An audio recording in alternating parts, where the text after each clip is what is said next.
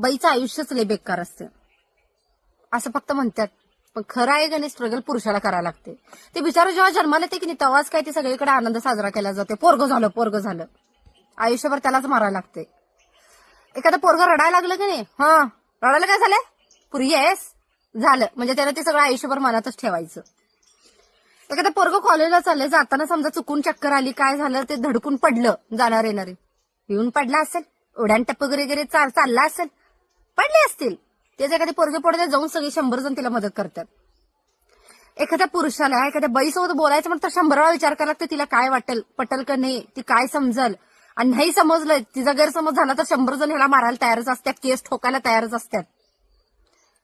सांगायचं काय आहे की तो पुरुष जसा जन्माला येतोय की नाही तेव्हापासूनच त्याच्या आयुष्यात स्ट्रगल चालू होते.